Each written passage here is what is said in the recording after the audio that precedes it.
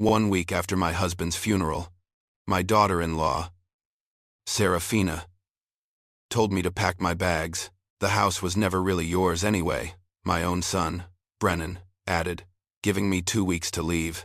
I simply stared, a quiet fire igniting within me. They had no idea what secrets Arthur and I shared, or what I was about to do. This is my story. Like, share, and tell me where you're listening from. The silence in the dining room was a heavy shroud, far more suffocating than the black dress I still wore. It had been exactly 1 week since we laid Arthur to rest, and the lingering scent of lilies and grief still clung to the mahogany table where we now sat. Every polished surface, every glimmer of the silver cutlery, seemed to reflect Arthur's absence, amplifying the hollow ache in my chest. I traced the worn grain of the table with my fingertip, remembering countless family dinners, Arthur's booming laugh, the warmth that had once filled this very space. Now, it was cold. My daughter-in-law, Serafina, broke the quiet with a voice sharp enough to cut glass, colder than I'd ever heard it. "Pass the potatoes, Alara," she commanded, her eyes fixed on the serving dish rather than me. There was an edge to her tone, an impatience that felt completely out of place. Especially today. My son, Brennan, 43 years old and usually so animated, sat between us, a silent sentinel. His attention was solely on Serafina, a slight, almost imperceptible tilt of his head towards her, as if seeking her approval. He hadn't met my eyes since we'd sat down, not once. The tension in the room was a tangible thing, thick and suffocating. I swallowed hard, trying to inject some normalcy into the suffocating atmosphere. "The service was beautiful, wasn't it?" I offered, my voice a little shaky. "Your father would have loved seeing so many people there. So many friends. So many lives he touched." I paused, hoping for a shared moment of remembrance, a brief connection through our shared loss. Serafina's fork clinked against her plate, a small, jarring sound. She looked up, her expression carefully neutral, but her eyes held a glint I couldn't quite decipher. "Yes." "Well," she began, her tone slow and deliberate. "That's actually what we need to discuss with you, Alara." The words hung in the air, ominous. A premonition of something unpleasant that twisted my stomach. My brief hope for solace evaporated, replaced by a growing dread. I put down my own fork, suddenly unable to eat. "Discuss what, dear?" I asked, my voice barely a whisper. Serafina leaned forward slightly, her gaze unwavering. "This house," she said, sweeping a hand around the familiar room, "is going to be too much for you to handle alone. Arthur's gone. The upkeep, the sheer size of it, it's simply impractical. We think it's time for you to consider somewhere more suitable." My jaw dropped. This house, my home for over 30 years, the place where Arthur and I had built our life, raised our son, made countless memories. "Too much?" I echoed, dumbfounded. "Serafina, I've managed this house for over 3 decades. Arthur helped, of course, but I ran this home. I know every creak in the floorboards, every draft. It's not too much." Brennan finally spoke, his voice measured, devoid of emotion. "Mom, Serafina's right. Be realistic. The upkeep alone is going to be overwhelming. You're not getting any younger. Think about the property taxes, the heating bills in winter." He sounded like he was reading from a script, echoing his wife's perfectly rehearsed arguments. There was no concern in his eyes, only a detached, almost clinical assessment. Serafina's expression hardened, any pretense of gentle concern melting away. "Memories don't pay utility bills or property taxes, Alara. Be practical." She paused, then delivered the real punch. "Romy and I could use the space. We've been talking about expanding our family, and our current place simply isn't big enough." The words hit me like a physical blow. They weren't suggesting I move, they were telling me to leave. They wanted my home. "You want my home?" I asked, the words barely escaping my throat. My voice was a raw whisper, laced with disbelief and betrayal. Serafina's lips tightened into a thin line. "Now that Arthur died, you can live your grief somewhere else. Pack your bags and never come back. The house was never really yours anyway." Her words were a brutal declaration, stripping away any last shred of dignity she might have pretended to afford me. The sheer callousness of it, delivered just a week after burying my husband, was beyond comprehension. I turned to Brennan, my eyes pleading for him to contradict her, to stand up for me, his own mother. But he just nodded, a slight, almost imperceptible movement that confirmed her cruel statement. "She's right, Mom. This house was Dad's, and now it's mine. You were just living here." His words were a dagger, twisted deep into my heart. My own son, dismissing my entire life, my contributions, my love, as merely living here. "You have 2 weeks, Serafina added, her voice crisp and final, as if discussing a business transaction. 2 weeks to pack your things and vacate the premises." I looked from Serafina's cold, triumphant face to Brennan's. His eyes, once so full of warmth and childhood mischief, now held a complete casual indifference to my pain, to the devastation he and his wife were inflicting. It was as if I were a stranger, a burden to be discarded. The world tilted on its axis. Somehow, I managed to push away from the table, my legs feeling like lead. I walked, stumbled, through the silent house, the echoes of their pronouncements ringing in my ears. I didn't stop until I reached Arthur's bedroom, the sanctuary where his scent still lingered faintly on his pillow. I sank onto the edge of the bed, tears finally flowing, hot and silent. The grief for Arthur was overwhelming, but beneath it, a new, sharper pain pulsed. The profound betrayal by my son. I buried my face in my hands, trying to make sense of the cruelty, the speed of it all. How could they? How could Brennan? The numbness that had been my companion since Arthur's passing began to recede, replaced by a surge of something hot and unfamiliar. It wasn't just anger. It was a small, hard kernel of determination, stirring beneath the layers of grief and shock. Arthur had always been meticulous, especially with finances. "Always know where everything stands, Alara," he used to say, teaching me about every account, every document, every investment. "Never rely solely on someone else to manage your future." His words, once a casual lesson, now felt like a lifeline.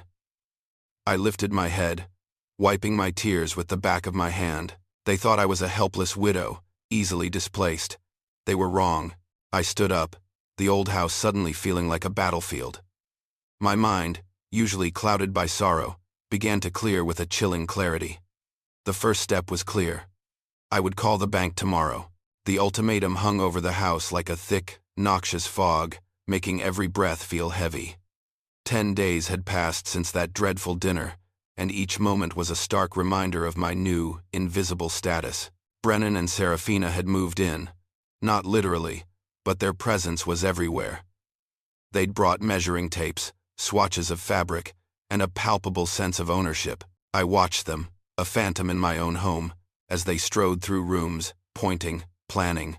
"This wall comes down," Serafina declared, her voice echoing in the grand living room, "and we'll open up the kitchen here." I even heard her on the phone one afternoon, her voice hushed but clear. "Yes, once the old woman moves out, we'll need you to start immediately on the master bath renovation." The casual cruelty, the dismissive, old woman, twisted a fresh knife in the wound of my grief. Yet, I said nothing, choosing to move quietly through the house, packing what little I could, while a quiet fury simmered beneath my sorrow. Arthur had always been the financial steward, meticulous and far-sighted. He would have expected me to handle this, to take charge. Now, more than ever, I felt the weight of his words, his lessons. The ache of his absence was still profound, a constant dull throb in my heart. But the determination sparked that night had grown into a steady flame. It was time to face the practical matters, to understand the financial landscape of my life, just as he would have wanted. The drive to First National Bank was familiar, a route I'd taken countless times with Arthur. But today, the passenger seat was empty, and the familiar landmarks seemed to blur through a film of unshed tears. The bank itself was unchanged, a solid brick building that exuded stability. Inside, the hushed atmosphere felt like a sanctuary from the chaos of my home. Eleanor Vance, the branch manager, a kind-faced woman with shrewd eyes, greeted me warmly. "Elara, my deepest condolences on Arthur's passing," she said, her voice soft with genuine sympathy. "He was a wonderful man." We settled into her office, and I explained that I needed to review all of Arthur's accounts to understand our joint finances. As Eleanor typed away, pulling up our records, her eyebrows rose, just a fraction, but enough for me to notice. "Oh my," she murmured, a faint surprise in her tone. "There are quite a few accounts here, more than I was expecting." My heart gave a small lurch, a mix of apprehension and a strange, nascent hope. She started with the familiar. Our joint checking account, still holding a modest but sufficient balance for day-to-day expenses, and then our joint savings account, which was significantly larger than I remembered, enough to sustain me comfortably for years if managed wisely. A wave of relief washed over me. At least I wouldn't be destitute, facing the streets. My practical side, the part Arthur had always admired, breathed a little easier, but Eleanor wasn't finished. She leaned forward slightly, her voice dropping a notch. "And then," she continued, her finger scrolling down the screen, "we have 4 additional accounts, 2 certificate of deposit accounts, a money market account, and a rather substantial trust account." She paused, then emphasized, "All of these are in your name only, Elara." The words hung in the air, a stunning revelation. In my name only? My mind reeled. Arthur and I had always been transparent about our finances, or so I thought. This was entirely new information. I must have looked utterly bewildered, because Eleanor offered a small, knowing smile. "Elara, if you don't mind me asking," she began cautiously, "did Arthur ever express concerns about your family situation? About your security, perhaps?" She saw my confusion and clarified. "Sometimes, clients establish separate accounts as a form of protection, a way to ensure their spouse is provided for, no matter what." Suddenly, the pieces began to click into place, scattered fragments of memories converging into a coherent picture. I recalled Arthur's pointed questions about Serafina's extravagant spending habits, the way she seemed to burn through money. I remembered his quiet frustrations over Brennan's repeated financial struggles, the times Arthur had subtly bailed him out, always with a sigh and a shake of his head. And then there was Arthur's insistence, in the last few years, on handling all banking personally, dismissing my offers to help with, "Oh, darling, I've got it. No need to trouble your pretty head." At the time, I'd thought it was just his chivalrous nature, his desire to shield me from mundane tasks. Now, I saw it for what it truly was, a deliberate, systematic plan. "Are you sure these are legitimately mine?" I asked, the doubt in my voice stemming from a lifetime of shared finances. Eleanor nodded reassuringly. "Absolutely. Your signatures are on all the paperwork. Arthur likely presented them as routine banking updates, perhaps folded into other documents you signed over the years." She offered another small, sympathetic smile. "They are legitimately yours, Elara, his way of looking out for you, even after he was gone." Then came another bombshell. Eleanor pointed to the trust account. "This trust account, in particular," she explained, "has been receiving regular transfers from the Henderson Construction Trust." Henderson Construction, Arthur's company. But Brennan had implied the business was effectively defunct, that he was simply winding things down. "Henderson Construction?" I repeated, my voice barely a whisper. "Is the business still active?" Eleanor checked her screen again. "Yes, Elara. The business account is still active, and quite healthy, I might add. There have been regular, significant deposits right up until very recently. I would advise you to speak with the business accountant for a full understanding of its current operations." I thanked Eleanor, my mind reeling, and numbly made my way back to my car. Sitting in the driver's seat, the engine off, I pulled out the statements Eleanor had printed for me. Each page was a testament to Arthur's quiet strength, his unwavering love, his foresight. He hadn't just loved me, he had protected me, methodically, secretly, ensuring my future even as his own faded. My hands trembled as I read the numbers, the vastness of the resources now at my disposal. Just then, my phone buzzed. It was a text from Brennan. "Mom, just spoke to the realtor. They can list the house next week. We'll need you fully moved out by then." I stared at the screen, a chilling smile slowly forming on my lips. They had no idea. Brennan and Serafina, so consumed by their greed and their assumptions of my helplessness, were utterly oblivious to the quiet strength that was now beginning to bloom within me. They thought they were taking my home, but Arthur, in his infinite wisdom, had ensured I had an entirely new foundation beneath my feet. The modest strip mall where Morrison and Associates was located felt a world away from the stately bank building. It was nestled between a dry cleaner and a bustling pizza place, unassuming, but quietly efficient. Beatrice Stone, Arthur's business accountant for 15 years, greeted me with a solemn nod, her expression one of quiet empathy. Her office was neat, filled with stacks of files and the soft hum of a computer, a testament to years of organized diligence. "Elara, I'm so sorry for your loss," she said, her voice gentle. "Arthur was a good man, a fair man." I thanked her, then got straight to the point, the newfound determination overriding my usual politeness. "Beatrice, I need to understand Arthur's business, Henderson Construction. Brennan told me it was sold years ago, that it was burdened with debts." Beatrice, a woman of sharp intelligence behind kind eyes, looked genuinely confused. Her brow furrowed as she typed on her keyboard. "Henderson Construction wasn't sold, Elara. Not in the traditional sense, anyway. It was restructured." She paused, her eyes scanning the screen. "About 5 years ago, Arthur transferred all the company's assets into what he called the Henderson Construction Trust. And you, Elara, are listed as the primary beneficiary." My breath hitched. Another trust, another revelation, each one more astonishing than the last. Arthur, my Arthur, had been a master of quiet strategy. "So, the company is still active?"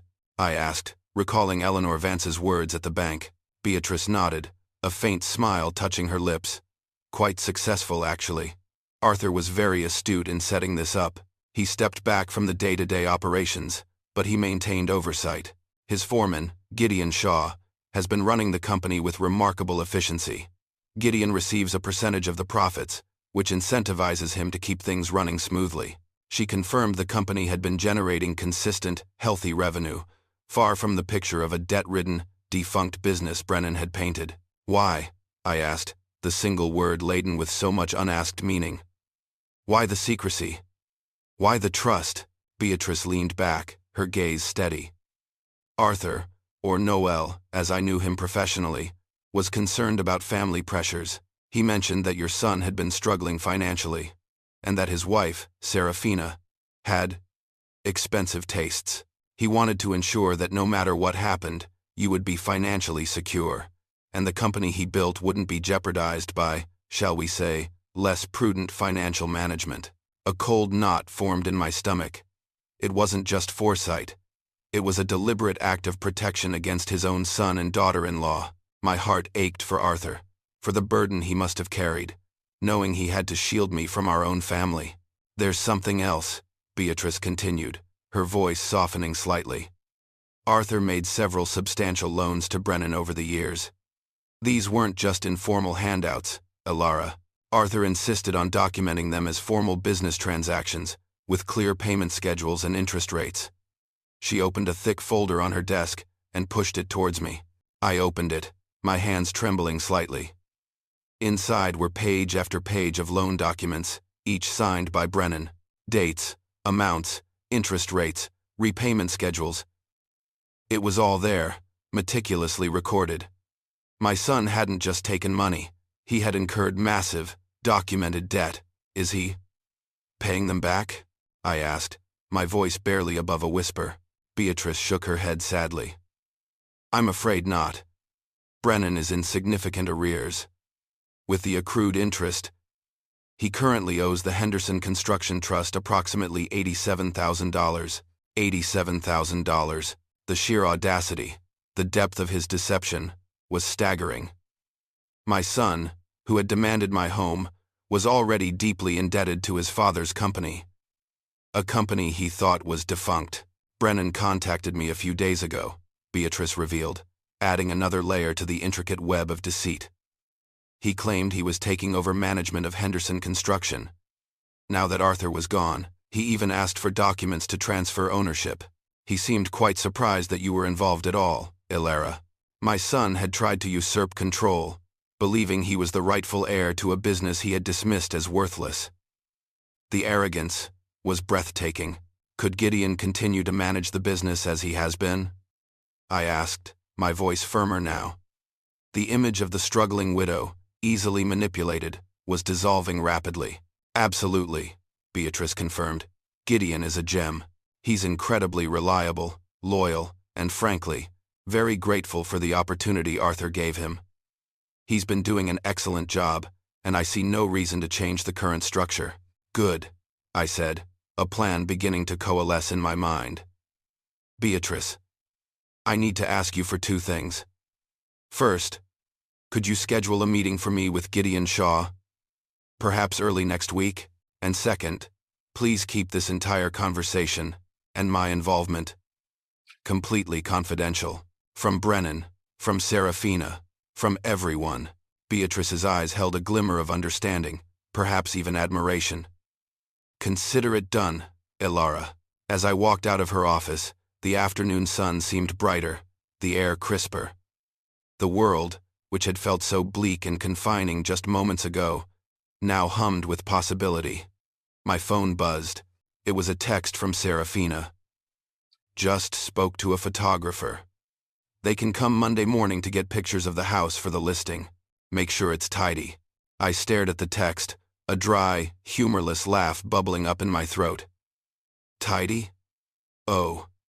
It would be tidy. Their entire meticulously constructed fantasy, built on a foundation of greed, lies, and cruel assumptions, was about to come crashing down. And I, the old woman, the supposed victim, would be the one holding the hammer. The scent of brewing coffee filled my kitchen as Gideon Shaw sat at my dining table, his broad shoulders and calloused palms speaking of years of honest, hard labor. He wore a respectful frown, his gaze troubled. Mrs. Henderson, he began, his voice gravelly but kind. I've been worried since Mr. Arthur passed.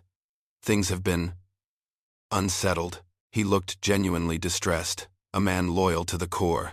Tell me what's been happening, Gideon, I prompted, pouring him a fresh cup. He shifted, picking at a loose thread on his work shirt. Well, Mr. Brennan. He showed up at the job site last week, said he was there to evaluate assets and streamline operations.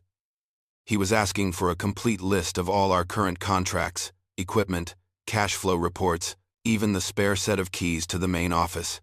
There was a note of bewildered indignation in Gideon's voice. I felt a surge of relief, a confirmation of Arthur's incredible foresight. What did you tell him? I told him I'd need to speak with the actual owner first, Gideon said, meeting my gaze. Mr. Arthur never said it would be Wade. He always said, Gideon, always consult with the owner. I couldn't just hand over everything. Not without proper authorization. His steadfast loyalty was a balm to my raw nerves. He was a good man. Just as Beatrice had said, this was it. The moment to finally reveal Arthur's carefully constructed secret. I reached into the bag at my feet and pulled out the trust documents Beatrice had given me, carefully unfolded them, and slid them across the table to Gideon. Gideon, I said, my voice steady despite the tremor in my hand. You were right to wait, because I am the owner. I own Henderson Construction, not Wade, not the estate, me. Arthur transferred everything into a trust 5 years ago, and I'm the beneficiary. Beatrice Stone confirmed it. Gideon stared at the documents, then at me, his eyes wide with surprise, then slowly, a look of vindicated pride spread across his face. Mr. Arthur, he murmured, shaking his head slightly. He was always thinking 3 steps ahead, wasn't he? Always prepared. He looked genuinely pleased, a man whose trust had been implicitly placed and now implicitly justified. I knew it. I knew he wouldn't just leave things to chance. The company's in good shape. Mrs. Henderson, good reputation, Solid contracts. We're profitable, even without Mr. Arthur's direct daily involvement. My thoughts drifted to Brennan's insatiable demands, his dismissive words. Gideon, I asked, did Brennan ever approach you for money? Or ask about the company's finances before Arthur passed? Gideon hesitated, then nodded. Yes, Mrs. Henderson, he did. He would come around when Mr. Arthur wasn't there, asking about cash flow, how much we had in the bank.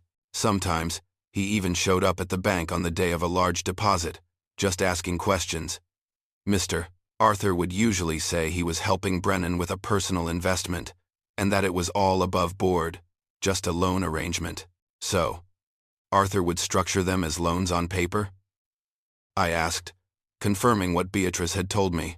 That's right, Gideon confirmed, his expression grim. But he never actually enforced the payment terms. Brennan. He acts like he owes nothing. He then reached into his own pocket and pulled out a small, worn notebook. Mr. Arthur taught me to keep track of everything, even the small details.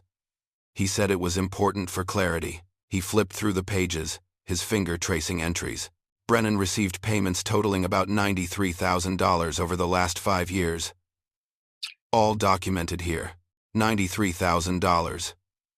More than Beatrice had calculated, likely due to more recent advances.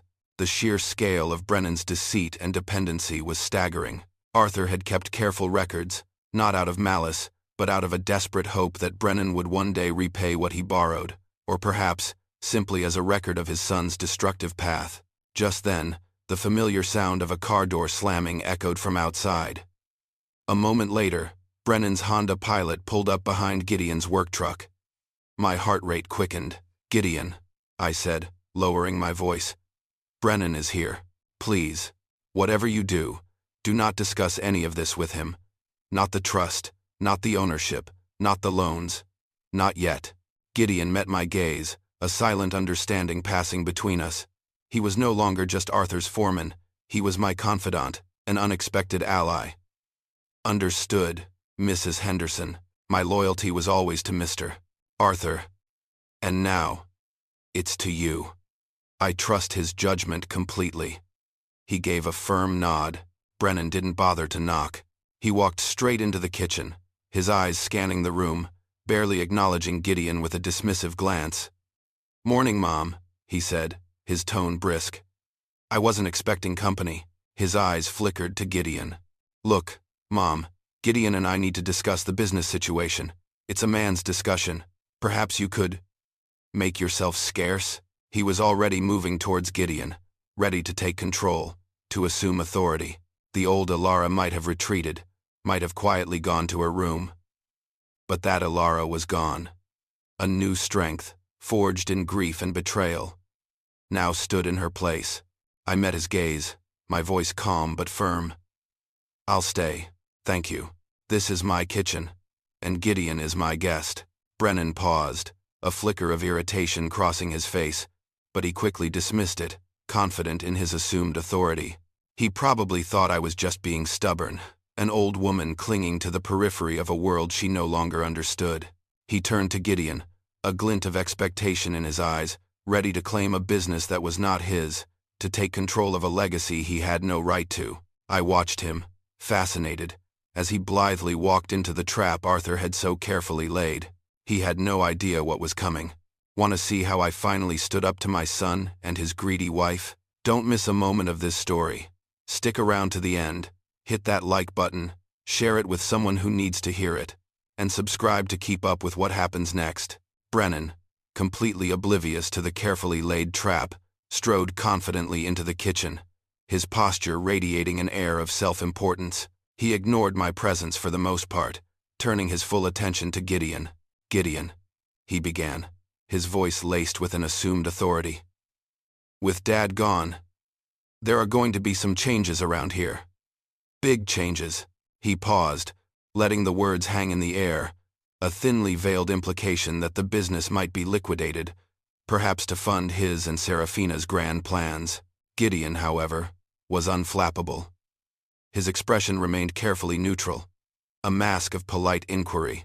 And who's making these decisions? He asked, his voice even, devoid of any challenge, yet undeniably firm. It was a simple question, but in its simplicity, it carried immense weight. Brennan, anticipating an easy acquiescence, puffed out his chest a little. The family. Of course. I'll be handling Dad's business affairs going forward. You'll report to me. He spoke as if it were an undeniable truth, expecting Gideon to simply fall in line, another pawn in his game. But Gideon merely raised an eyebrow, his gaze unwavering. Will you now? And do you have documentation showing that you're authorized to act on behalf of the business? Something from the trust, perhaps, or a power of attorney specifically naming you to this effect? The kitchen fell silent. The clatter of cutlery from outside, the distant hum of traffic, all seemed to fade. Brennan's confident posture faltered, his shoulders slumping ever so slightly. A flush crept up his neck, coloring his face a blotchy red. His assuredness, so prominent moments before, began to visibly waver. The demand for documentation was not something he had anticipated. He tried to regain control, switching to a condescending tone. Look, Gideon, I don't think you quite understand the situation here. It's complicated. I'm trying to clean up Dad's affairs, which, frankly, were a mess. The lie hung in the air, thick and arrogant. Gideon remained perfectly even-tempered. I'm not trying to make things difficult, Mr. Brennan. My loyalty was to Mr. Arthur, and it remains with the owner of Henderson Construction. I'm just trying to understand who I'm supposed to be taking orders from, officially.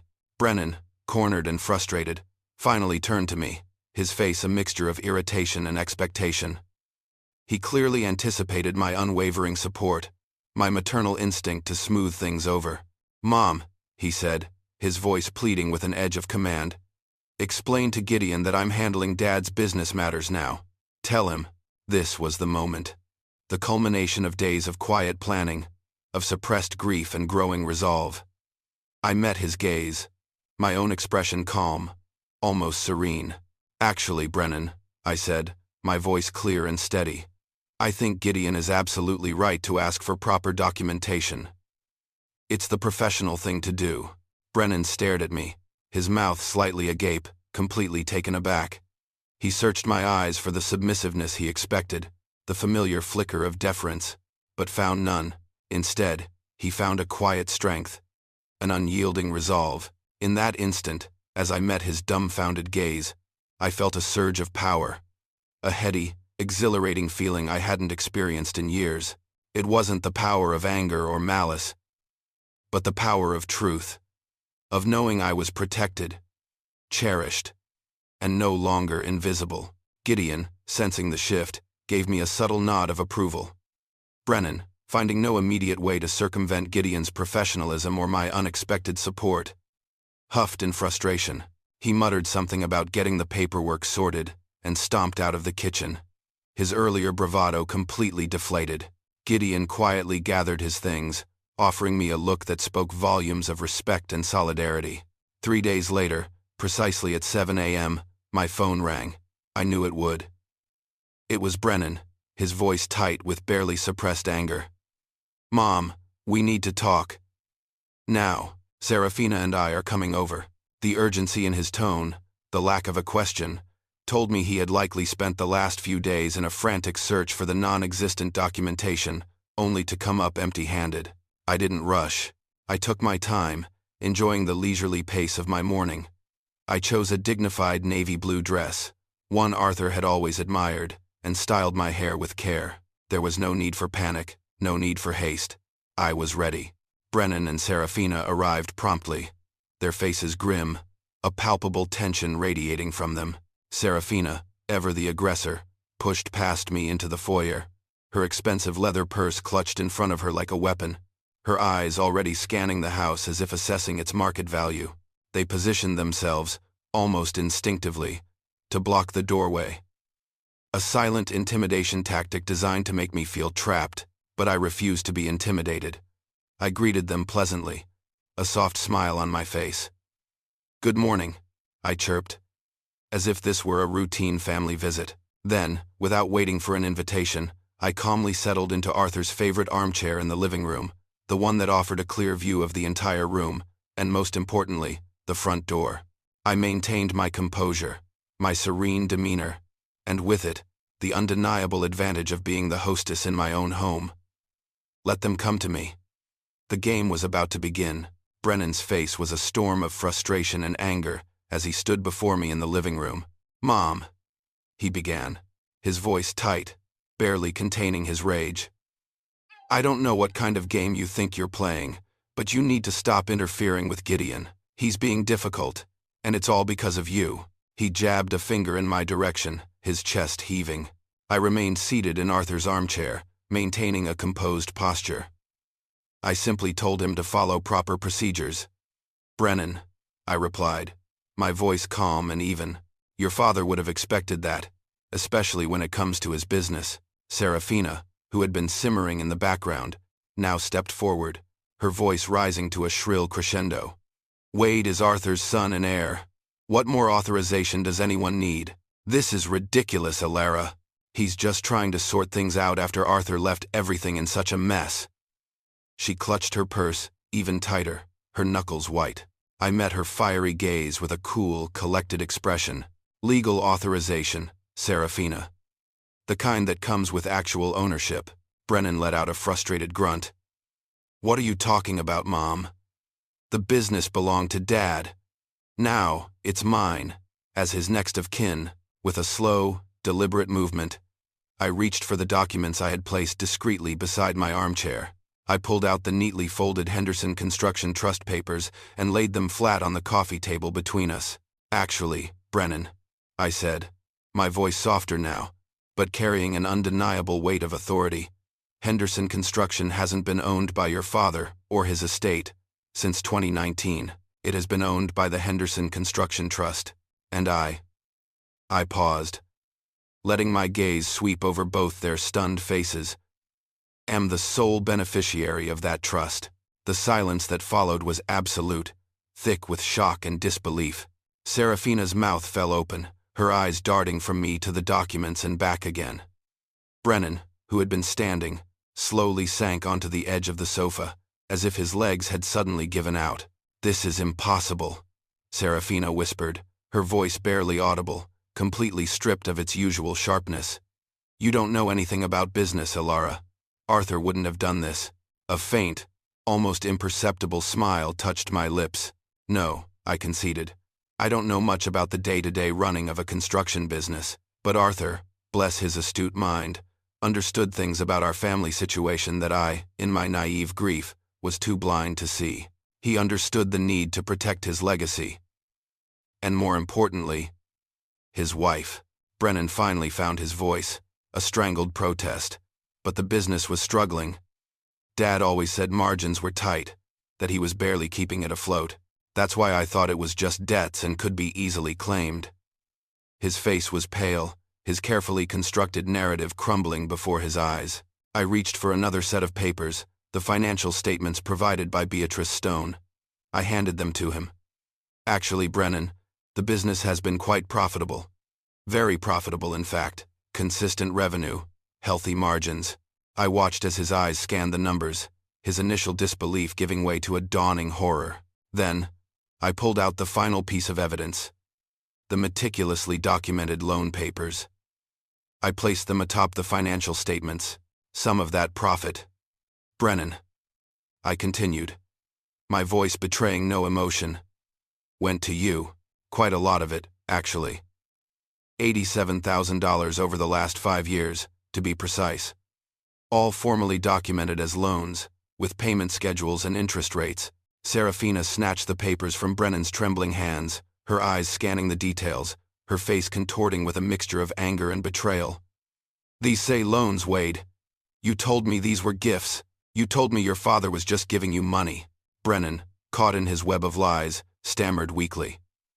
"They were gifts, Serafina. Dad never meant for me to pay them back.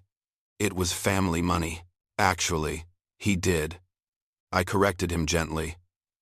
"Beatrice Stone, the company's accountant, has copies of every conversation, every missed payment, every single detail regarding those loans."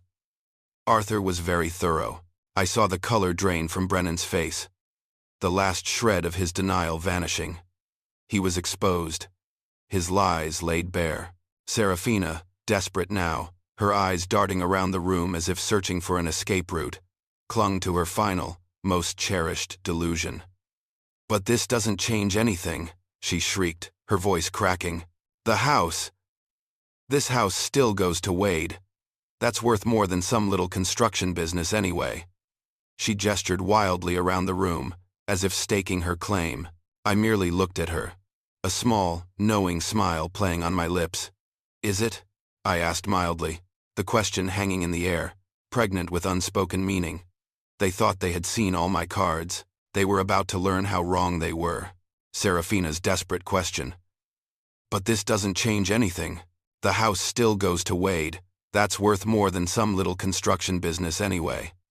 Hung in the air, a final, defiant gasp of her fading ambition. I allowed a beat of silence, letting their shock and frustration stew. "You're right," I said, a soft, almost conversational tone masking the calculated blow I was about to deliver. "It's a lovely property, and certainly, it holds immense sentimental value." I paused, meeting Brennan's gaze, which had sharpened with a flicker of renewed hope. "Of course, there is the matter of the mortgage." Brennan looked up sharply, his head snapping towards me. "What mortgage?"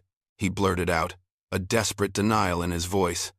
"Dad said the house was paid off years ago. He always made a point of it." "It was," I confirmed, my voice still mild. "For many years, it was. But about 18 months ago, your father took out a home equity loan." I watched their faces, the subtle changes, the dawning comprehension. Quite a substantial one, actually. A home equity loan for $350,000. Serafina let out a small, strangled gasp, her hand flying to her mouth. Her face went utterly white. "That's not possible," she whispered, her eyes wide with panic. "We would have known. We would have had to sign. Arthur wouldn't have done something like that without telling us." "Your father was the sole owner of the house at the time, Serafina," I clarified, my voice unwavering. "This house, according to the deed, was entirely in his name. He didn't need anyone else's signature. And the proceeds of that loan," I continued, pressing the final nail into their coffin, "were transferred directly into the Henderson Construction Trust account, which, as we've just discussed, means they became part of my inheritance, held within the trust." Brennan slumped further onto the sofa, the color draining from his face, leaving it ashen. "But why?" he choked out, his voice laced with confusion and a raw hurt that felt almost performative. "Why would he do this? Why would he mortgage the house just to put money in a business account?" My composure, which had been so absolute, fractured for a fleeting moment. A profound sadness, tinged with a deep, quiet anger, flickered in my eyes. "Because he was protecting me, Brennan," I said, my voice barely above a whisper, yet resonating with an undeniable truth. "Because he saw what you and Serafina were becoming. He was protecting me from being thrown out of my own home, from being left destitute. He was protecting me from this." Serafina, seeing her entire scheme dissolve into nothingness, finally cracked. Her composure shattered, replaced by raw, ugly accusation. "You manipulated him," she shrieked, her voice shrill and ugly. "You convinced a dying man to change everything." "You're a calculating witch," I met her rage with a calm, steady gaze. "Your father wasn't dying when he set up these trusts and took out that loan, Serafina." I corrected her, my voice clear and precise. "He was planning. He was safeguarding his legacy and his wife against what he clearly perceived as a significant threat to our future." Brennan, shaking, seemed to shrink before my eyes. He made one last, desperate attempt to salvage something. "Mom," he pleaded, his voice thin and desperate. "Surely we can work something out. This house is our family home. It means something to us." "It is staying in the family, Brennan," I declared, my resolve unwavering. "It's staying with me." I paused, letting the weight of my words sink in. "And yes, I can absolutely afford the mortgage payments, thanks to the income from the business. A business, I might add, that you falsely claimed was struggling." I then stood up, mirroring the gesture he and Serafina had made that first evening, the night they issued their cruel ultimatum. I looked from Brennan's defeated face to Serafina's contorted, furious expression. "Now," I said, my voice carrying a quiet finality, "I believe you mentioned something about moving out, a mere 2 weeks after your father's funeral. I think that's still an excellent idea. Not for me, of course, but perhaps for those who no longer have a claim here." Serafina let out a furious cry, storming towards the door, her purse swinging wildly. "This isn't over, Alara. We'll fight this. We'll take you to court." "You're welcome to try," I replied, my voice calm, almost detached. "But everything your father did was completely legal and properly documented. Every trust, every loan, every transfer, it's all impeccably recorded. You can take it up with my attorney, if you wish." Brennan, still slumped on the sofa, looked up at me, his eyes filled with a mixture of anger, despair, and a profound sense of loss. "Why are you doing this to us, Mom?" he asked, his voice raw. I looked at my son, the man I had raised, the child I had loved unconditionally, and felt a profound sadness. But beneath it, a steely resolve remained. "I'm not doing anything to you, Brennan," I replied, my voice soft but firm. "I'm simply refusing to let you do it to me." 6 months had passed since that storm of a morning, and I now stood on the expansive deck of my new oceanfront cottage in Mendocino. The salty air, crisp and invigorating, filled my lungs, and the rhythmic crash of waves against the shore was a constant, soothing lullaby. This property, with its panoramic views of the Pacific, had been another of Arthur's incredible secrets, purchased years ago through the trust, a silent testament to his enduring love and foresight. When I found the deed, tucked away with a personalized note, his familiar handwriting made my eyes well up. "For Alara's retirement, my love, when she's ready for ocean air and no schedule but her own. Live freely." Henderson Construction, under Gideon Shaw's steadfast management, continued to thrive. The quarterly profits, substantial and consistent, were now deposited directly into my personal account, a tangible symbol of Arthur's genius and Gideon's loyalty. The business was a vibrant, living entity, a stark contrast to the decaying relic Brennan had tried to paint. Brennan and Serafina, true to Serafina's histrionic threat, had launched an expensive legal challenge. Their attempts, however, were futile. Arthur's meticulous planning, aided by Beatrice Stone's thorough records and Elias Thorne's sharp legal mind, proved impenetrable. The legal battle only served to expose the full, incriminating extent of Brennan's financial irresponsibility. When the dust settled, his documented debt, including interest and penalties, had ballooned to over $96,000. My attorney, Elias Thorne, a man whose quiet competence I had come to deeply appreciate, presented me with the final settlement. Brennan and Serafina were obligated to an 8-year payment plan, carefully structured to deduct directly from their wages should they default. "A clean, airtight agreement, Alara," Elias had said, a small, satisfied smile playing on his lips. Arthur left no room for doubt or evasion. Elias then handed me a sealed envelope. "This came from Brennan," he explained. "He insisted I deliver it personally." I opened it, my heart a complex knot of anticipation and lingering hurt. The letter was short, scrawled in a hand that was unmistakably Brennan's, but shakier than I remembered. "Mom," it read, "I know you probably won't forgive me, and I don't deserve it. Serafina and we lost everything. The house we bought, the savings we had, it's all gone. But through all of this, going through Dad's paperwork, seeing everything, I finally understand what Dad was doing. He wasn't punishing me. He was trying to teach me, trying to protect you, and I was too blind, too greedy, to see it. I'm sorry, Mom. I'm truly sorry for everything." I read the letter again, a bittersweet ache in my chest. It was a genuine apology, perhaps born out of desperation, but genuine nonetheless. Forgiveness wasn't something to be rushed. However, if Brennan wants to rebuild a relationship with me, I decided, folding the letter carefully, he can do it the same way he'll pay off his debt gradually, consistently, and over time. There would be no quick fixes, no sudden leaps back into my good graces. Trust, like money, had to be earned back, painstakingly. Life in Mendocino settled into a peaceful rhythm, but a new purpose was slowly taking root. One afternoon, the phone rang. It was Linda Stone, Beatrice's daughter, a kind nurse I had briefly met. "Elara," she began, her voice warm. "My mother told me about your story. It's truly inspiring. I run a support group for women facing financial manipulation by family members. And I was wondering, would you consider speaking to them? Your experience, your strength. It could help so many." A ripple of excitement, unfamiliar yet compelling, passed through me. My story, once a source of private pain, could become a beacon of hope for others. I thought of Arthur, of his quiet strength, his unwavering protection. "Yes, Linda," I said, a firm resolve in my voice. "I would be honored. I won't speak about revenge or legal battles," I mused, already forming the narrative in my head. "But about strength, independence, and the profound gift of protection Arthur bestowed upon me. About finding your voice, even when you think you've lost everything."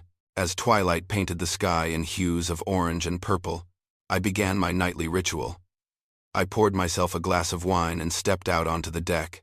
The ocean stretched before me, vast and endless, mirroring the newfound expanse of my own life. There was no schedule to adhere to, no demands to meet, just the pure, unadulterated freedom of my own choosing. Brennan's debt would be paid, slowly but surely. But the real victory wasn't the money, or even the house. It was the knowledge that I'd found the strength to demand the respect I deserved. The self-respect that had been chipped away by years of quiet appeasement. I raised my glass to the fading light, a silent toast to the man who had loved me so profoundly, so completely, that he had foreseen the very challenges I would face and equipped me to overcome them. "To Arthur," I whispered, the name a benediction on the wind. I sat in my own home, living my own life, truly free. And in that freedom, I understood. It meant never again having to beg for a place at a table that should have been mine by right. It meant peace. It meant dignity. It meant, finally, being Elara.